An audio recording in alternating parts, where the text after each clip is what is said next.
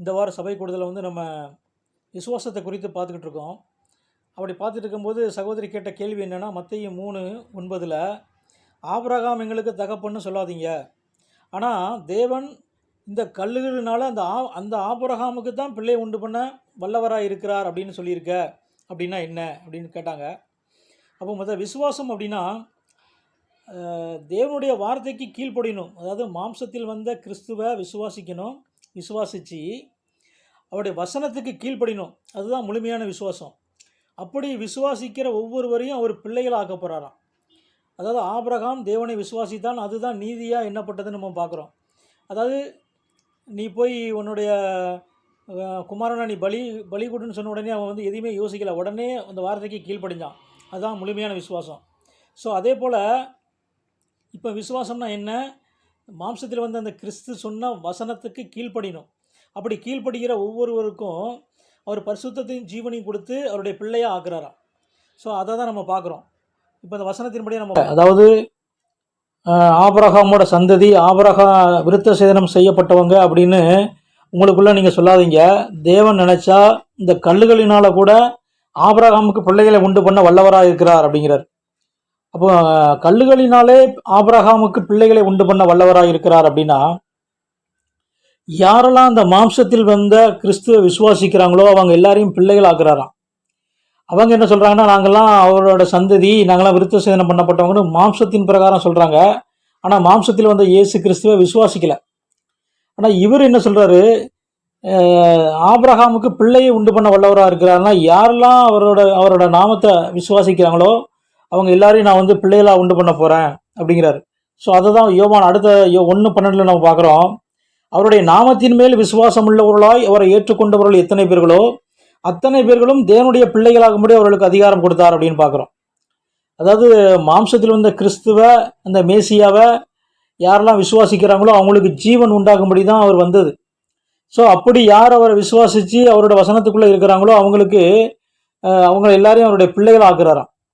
So அப்படிப்பட்டவங்க யாராம் அவர்கள் இரத்தத்தினாலாவது மாம்ச சித்தத்தினாலாவது புருஷனுடைய சித்தத்தினாலாவது பிறவாமல் தேவனாலே பிறந்தவர்களாம்.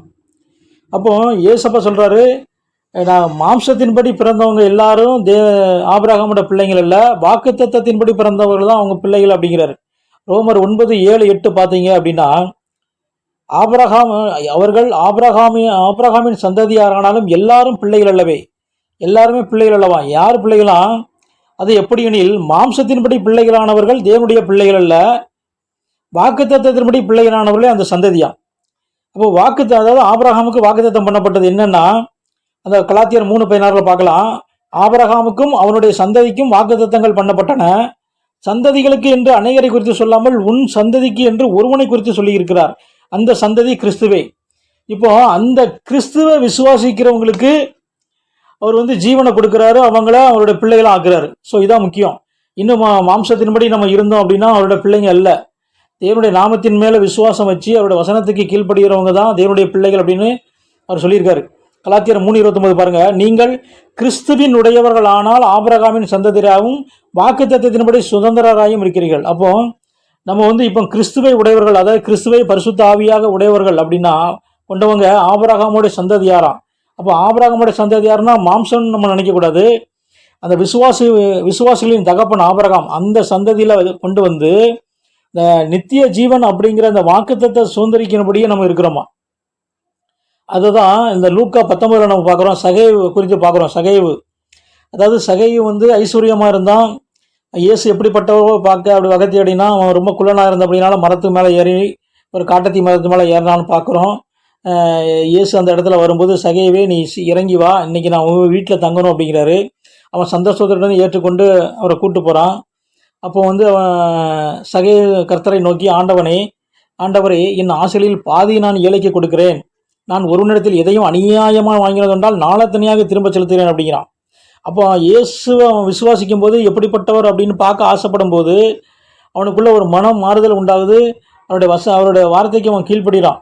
அப்படி கீழ்ப்படியும் போது அவர் சொல்கிறாரு, இந்த வீட்டுக்கு ரட்சிப்பு வந்தது அப்படிங்கிறாரு. விசுவாசிக்கிறான். இயேசுவை மாம்சத்தில் வந்த அந்த கிறிஸ்துவை விசுவாசிக்கும் போது அவர் சொல்கிறாரு, உனக்கு ரட்சிப்பு வந்தது, இவனும் ஆபிரகாமுக்கு குமாரனாக இருக்கிறானே அப்படிங்கிறார். ஸோ இந்த சகையும் வந்து புறஜாதி. ஆனாலும் ஆபிரகாமுக்கு இவன் குமாரனா இருக்கிறானே அப்படிங்கிறாரு. காரணம் என்ன அப்படின்னா, இந்த இயேசுவை, இந்த மாம்சத்தில் வந்த கிறிஸ்துவை அவன் விசுவாசிச்சு அவருடைய வார்த்தைக்கு அவன் கீழ்ப்படுகிறான். ஸோ இப்போ யார் தேவனுடைய பிள்ளைகள் அப்படின்னா, மாம்சத்தில் வந்த கிறிஸ்துவை விசுவாசித்து அவருடைய வசனத்தில் நிலைச்சிருக்கிறவங்க தான் தேவனுடைய பிள்ளைங்கள். அவங்களுக்கு தான் அவர் நித்திய ஜீவனை அவர் கொடுக்குறார். அதான் அவர் சொல்கிறாரு, இழந்து போனதை தேடவும் ரட்சிக்கவே மனுஷகுமாரன் வந்திருக்கிறார் அப்படிங்கிறாரு. அப்போ இழந்து போனது என்னன்னா, ஆத்துமாவில் ஜீவனை நம்ம இழந்துட்டோம், அதை தேடவும் அப்போ ரட்சிக்கவுமேனா பாவங்களை மன்னிக்கவ, பாவத்திலேருந்து நம்மளை விடுதலை பண்ண, அதற்காக மனுஷகுமாரன் வந்திருக்கிறார் அப்படிங்கிறார். ஸோ இதை தான் அங்கே சொல்கிறாரு, நீங்கள் இன்னும் மாம்சத்தின்படி நான் ஆபிரகாமோட சந்ததி அப்படின்னு சொல்லாதீங்க. ஏன்னா நீங்கள் மாம்சத்தின்படி தான் சொல்கிறீங்க, ஆனால் என்னை விசுவாசிக்க மாட்டேங்க. ஆனால் ஆபிரகாம் என்னை விசுவாசித்தான், உங்களுக்கு அந்த விசுவாசம் இல்லை. அதனால் நான் இப்போ அந்த கல்லுகளினால் ஆபிரகாமுக்கு பிள்ளையை உண்டு பண்ண போகிறேன். அதாவது என்னை விசுவாசிக்கிற ஒவ்வொருவரையும் நான் பிள்ளைகளாக நான் மாற்ற போகிறேன், அதுக்காக தான் நான் வந்திருக்கிறேன் அப்படிங்கிறார். ஆமென்.